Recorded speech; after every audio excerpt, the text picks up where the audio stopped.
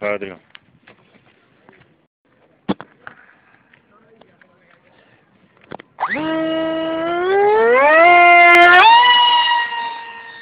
Ah, caralho. Como o bagulho aí, Maurício? Que louca, tá certinha, velho. Maurício, deixa o bagulho certinho.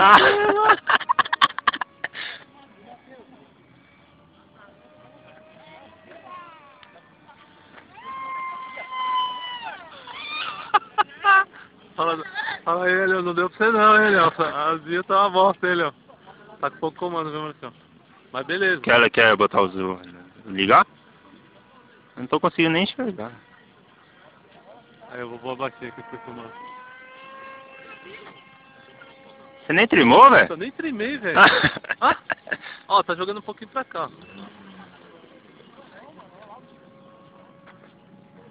Já arranca, já.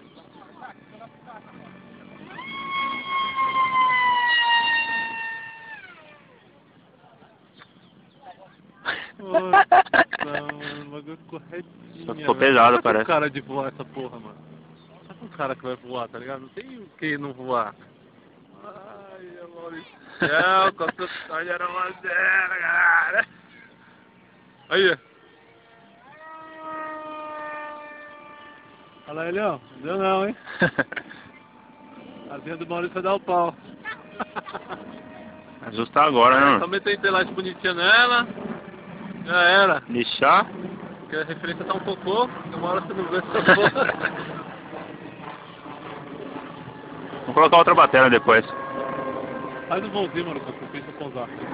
Não, pô, vai. Faz um voozinho tá da hora. Tá retinha, mano. Não tem... Olha a linha do cara aqui, mano. É, vou pousar por ali, ó.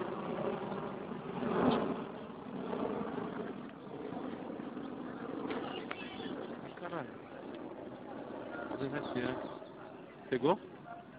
Chegou. Uhul! Nossa, cheio de... Primeiro voo, Rodrigão. Sem trimar. Primazaça no bar. Trimado nos olhos. Tá, show de bola. Vou colocar a bateria de carga maior. Nossa.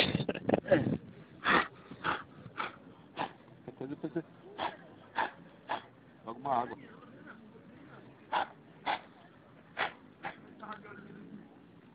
Motorzinho. Quente mais normal. Essa que tá gelado. O motorzinho tá dando aquela... Ó. Acho que é a hélice, viu, mano? É normal. Eu vou trocar a hélice. Tem Então não. Mas não fica... Vamos colocar outra bateria? Só ficar no pau o tempo inteiro.